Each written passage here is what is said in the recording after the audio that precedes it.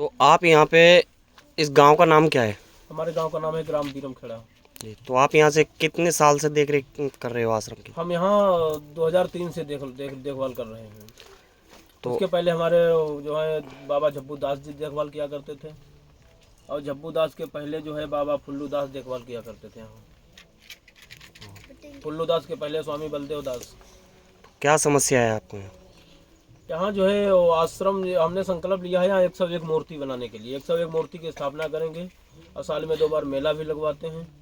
और हमने कहा है कि जो पेड़ यहाँ लगाए हैं पर्यावरण के तहत, ये सब जमीन सरकार की है, सरकार की रह में जमीन से कोई लेना देना नहीं है। और पर्यावरण के तहत हमने जो बागवानी की, जो भी हमारे द्वारा वृक्षारोपण हुआ वो तहस नहस ना किया जाए। और जो कटने वाले से पेड़ हैं भी, जैसे यूकेलिप्टस है, यूकेलिप्टस, वो जो भी आश्रम की संपत्ति है वो आश्रम में ही लगाया जाता है कि आश्रम का ही विकास हो।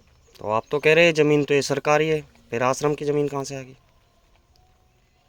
देखिए, आश्रम में लगी नहीं, लेकिन आश्रम सदियों पुराना, इसको कोई नहीं जानता कितना पुराना है ये। यहाँ 1860 के समय की समाधियाँ बनी हैं।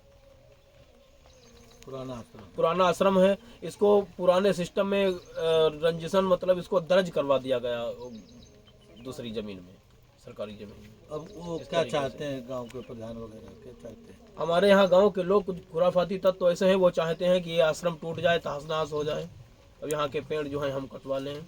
इस तरीके से हमें परेशान किया, अनैतिक रूप से परेशान किया जा रहा है। अनैतिक रूप से उच्च अधिकारियों को पत्र देकर के गुमराह भी किया जा रहा है। जरा सबको एक तरफ घुमा दो, जरा बाहर जाके सबको घुमा दो, बाहर जाके घुमा दो, बाहर जाओ, बाहर नहीं जा रहा हूँ।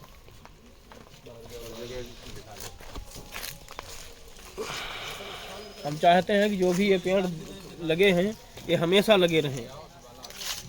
वृक्ष जो हैं वो राष्ट्र की धरोहर हैं, प्राकृतिक संपदा है, ये हमेशा बनी रहे। ये चारों तरफ नदी है, इसे दिखाओ।